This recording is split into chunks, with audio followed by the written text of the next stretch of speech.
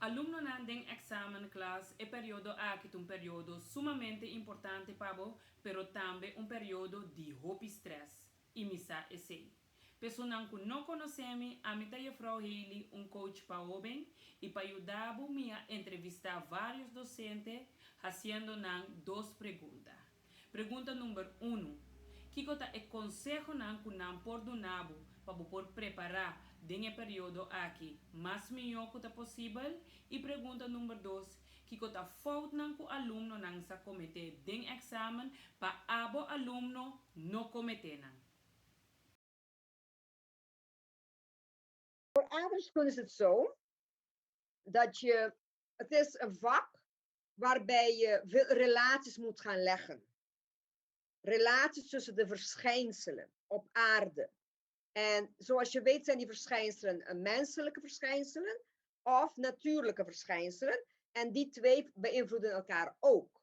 Wat wil ik daarmee zeggen? Als je gaat leren, moet je de begrippen alvast kennen. Ja? Je gaat niet alle begrippen op 1 dag kunnen leren. Dus je bent al lang begonnen met begrippen leren. Hun definities en waar ze voorkomen. Wat de kenmerken zijn. Dat heb je al gedaan. Oké? Je begint dus bij de basis. En de basis is, je wil voor jezelf een gevoel kweken. Ik beheers dit. I can talk about this. I can tell an other person wat ik geleerd heb. Betekent dat je de stof actief kent. Ik wil dat je gaat focussen op de onderwerpen. Globalisering is een groot pakket. Systeem aarde is ook een dik pakket. Zuid-Amerika of Brazilië, in het geval van HAVO, Zuid-Amerika. Je gaat je focussen op het Caribisch gebied. Deze 4 onderdelen hebben ontzettend veel met elkaar te maken. Ik zeg, begin met globalisering, want het is overal. Wat is globaliseren? Je wilt het uitleggen. Welke aspecten heeft het? Je gaat dus zodanig leren dat je kunt vertellen de kenmerken. Wanneer is het begonnen? Wanneer is het veranderd? Hoe zie je globalisering om je heen? Hoe zie je globalisering op Curaçao? Hebben we veel meer toeristen, voor de pandemie, hè? Hadden we veel meer toeristen dan je oom en opa gezien hebben op Curaçao. Wat is er veranderd daarin? Je moet het koppelen aan het eiland Curaçao, aan het Caribisch gebied, aan Zuid-Amerika. En wat je wil doen is dat je niet passief gaat lezen. Je hebt een boek samengevat, dat ga je niet passief lezen. Je gaat de onderwerpen focussen daarop. Je gaat focussen, wat weet ik, wat heb ik gisteren gelezen daarover. Je gaat het herhalen voor jezelf. Blijf herhalen. Blijf herhalen, blijf het vertellen aan een ander. Wat is globalisering? Wat is op het gebied van politiek? Dat zijn de dimensies. Politiek, cultureel, economisch en sociaal-economisch. Bon? Nou, wanneer je dat hebt, houd in de gaten dat aardrijkskunde is dus de kenmerken van globalisering, de voor- en nadelen, de oorzaken en gevolgen van vulkanisme, van de platen verschuiven, van de neerslag. Oké? Je wilt je voorbereiden dat je het gevoel hebt dat je de stof beheerst. Denk aan het verleden. Wat heb je gedaan voor je essays? Wat heb je gedaan voor de praktische opdracht? Wat heb je geleerd? Verbanden. Met verbanden bedoel ik, ook, ze gaan veel vragen stellen op het examen. Wat is het verband? Geef het verband. Met het verband bedoelen we dan, kijk, dan bedoelen wij, hoe hoger de ontwikkeling van het land, hoe lager het geboortecijfer zal zijn. Hoe hoger de ontwikkeling, hoe hoger de welvaart, hoe lager de urbanisatietempo zal zijn. Ja. En dat zul je dan moeten uitleggen. Ja, heel vaak. Dus hou de verbanden, vooral de oorzaken en de gevolgen in de picture. Ja. En hou ze, en als je dus de stof gaat lezen, vertel aan jezelf wat je gelezen hebt.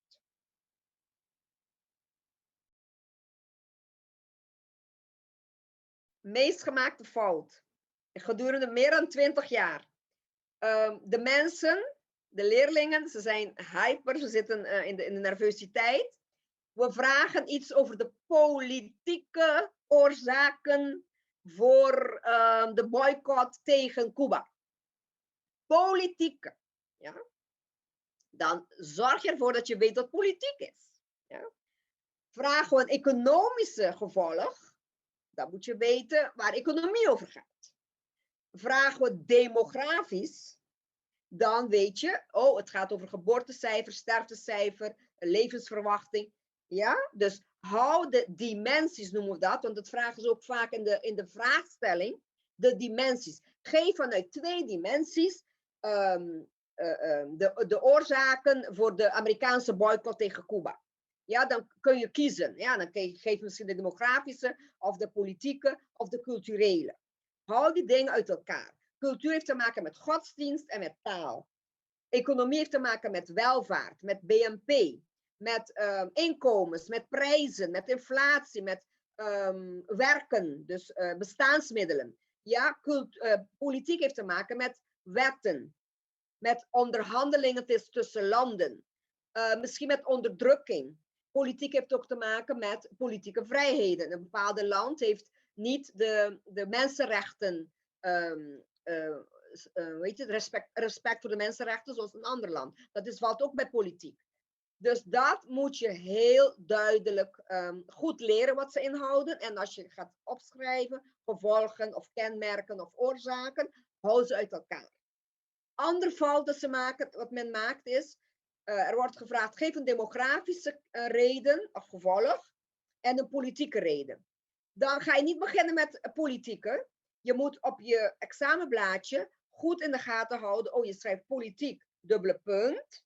Dan ga je je antwoord geven. Dan sla je van mijn part een regeltje over. Dan ga je naar de economische reden. Snap je? Dat je de dingen heel duidelijk hebt. Want als je het verkeerd hebt geschreven, ik kan als leraar, als jouw leraar kan ik jou niet helpen, want de gecommitteerde zal zeggen, dit is fout. Ja? Want de economie en de politiek staan niet op de juiste plaats. Hetzelfde geldt voor schaal. Je hebt problemen, de wereldniveau schaal. Mondiale problemen, wereldproblemen. Je hebt problemen die te maken hebben met internationaal. Dat zijn meerdere landen. Of supranationaal, zoals de Europese Unie is supranationaal. Dan praat je over de Europese Unie. Dan kom je niet aanzetten met alleen een probleem van Nederland. Nee, als ze vragen een supranationaal probleem in Europa, dan moet je zoeken naar problemen tussen die landen. Onderling en niet één land. Want als je één land wil hebben, gaan ze vragen aan jou de nationale probleem. Een landelijk probleem. Landelijk op Curaçao, nou, heb je armoede. Oké? Maar ze kunnen ook vragen, vergelijk 2 wijken met elkaar. Dan is het interregionaal. Ja? Dus hou je hebt van mij gekregen 3 jaar lang, 2 jaar lang, en van de andere juffrouw en van je meester. Je hebt dus mondiaal niveau, internationaal niveau of continentaal niveau heb je ook. Je hebt landelijk, nationaal, en je hebt regionaal en je hebt lokaal niveau om je heen. Oké? Dat zijn 2 fouten die vaak gemaakt worden, helaas. Ten tweede, mensen vergeten dat ze een woordenboek moeten meenemen. Een woordenboek is your best friend, want het Nederlands bevat veel woordjes die jij niet kent. Ja, en die zullen jou helpen om de vraag te begrijpen. Want daar begint het al mee. En een andere tip is, lees de vraag goed door. Je mag op de vragenblad, mag je alles onderstrepen, je mag highlighten, en dat geef ik ook als tip, highlight de kenwoorden. En de belangrijkste woord in zo'n vraag. De politieke vrijheden in Cuba, ja, die er niet zijn of zo. Of de economische situatie van Haiti. Nou, onderstreep dan waar jij op gaat focussen om het antwoord op te schrijven. Nog meer. Je hebt dus dit jaar, hou in de gaten, geen atlas. Je krijgt geen atlas meer. Je gaat niet bladeren in de atlas. Je gaat bladeren in een katern, noemen ze dat. Een bijlage. De kaarten die jij gaat gebruiken, geven ze aan jou. En dan moet je daarin net doen alsof dat de atlas is. En dan ga je daarin zoeken. Oké? De bronnen zijn heel vaak ook figuren. Ja. Het is een beetje wiskundig. Ja. Je ziet een grafiek en dat gaat over de BNP, of dat gaat over de bevolkingsgroei, of de kindersterfte. En dan zie je daar een bepaalde lijn lopen. Let op de x-as. Ja. Wat staat er op de x-as? Let op de y-as. Let op de verschillende kleuren. Let als bij een kaart, een thematische kaart, regenval ergens in Zuid-Afrika of regenval in Noord-Amerika. Zo'n kaart heeft kleuren, symbooltjes. Vanaf de brugklas Dushinang hebben jullie geleerd de legende. Let op de legende. Wat betekent die kleur? Wat stelt die lijn voor? Sommige mensen zijn te nerveus of zo en ze letten daar niet goed op. Oké? Ik heb nog meer. Laat me even spreken. Oorzaak en gevolg. Let op hoeveel punten je kunt verdienen voor de vraag. Oké? Sommige zijn 4 punten. Betekent, je raadt het al, je moet gaan veel opschrijven om 4 punten te krijgen. Bijvoorbeeld de oorzaken en gevolgen van de pandemie voor Curaçao. Ja? En dan krijg je 4 punten voor. Ze vragen misschien 2 dimensies. Nou, je kunt zeggen, dus de economische dimensie, de medische dimensie, het ziekenhuis zit vol met mensen in de IC, dus je gaat dat uitwerken. Die 4 punten betekent dat je 4 eigenlijk verschillende dingen moet gaan opschrijven, logisch. Wanneer je vraag niet weet, Dushinang, geen nervositeit. Kijk, soms is het 1 puntje maar dat je verliest. En je kunt meestal iets van 74, 78, 60 punten halen. Nee, meer dan 60, sorry. 70, 78 punten ga je halen. Dus no worries, ga door met je vraag. Je gaat 3 uur lang zitten, omdat je veel bronnen hebt om te bekijken. Veel tabellen ga je bestuderen. En je neemt de tijd, neem rustig de tijd, om wat je gaat opschrijven, ga je rustig opschrijven. Als je te veel wil gaan opschrijven, dan betekent dat je meer tijd, dat je hand gaat pijn doen. Dus denk eerst na en schrijf niet te kort, maar ook zeker niet te veel zwamverhaaltjes. Want de gecommitteerde zegt, juffrouw Pestane en Moetjeki, ik begrijp niet wat ze bedoelt hoor. Dus probeer, je hebt ook een kladblaadje, probeer bij moeilijke vragen gewoon een schema te maken van dit, zo ga ik het uitvoeren. Zo ga ik het op papier zetten. Ja. Ik wil nogmaals zeggen, de stof is veel, begin op tijd. Wanneer je de stof beheerst, zul je merken van, pero guarda, het is eigenlijk niet zoveel. Maar zo actieve aarde, vulkanisme, orkanen, die je bij systeem aarde hebt geleerd, die komen terug in het Caribisch gebied en in Zuid-Amerika. Want die twee, die Zuid-Amerika en Brazilië en Caribisch gebied, dat zijn toepassingen van die andere twee. Van het actieve aarde of systeem aarde en de globalisering, oftewel de rijke norm. Waarom globalisering? Je moet het zo goed beheersen dat je al een hele tijd kunt praten over globalisering. Juffrouw, ik was het MNO's. Juffrouw, ik was het vestigingskolonie, exploitatiekolonie, de passado kolonialisme. Je zit imperialistisch vroeger. Hè?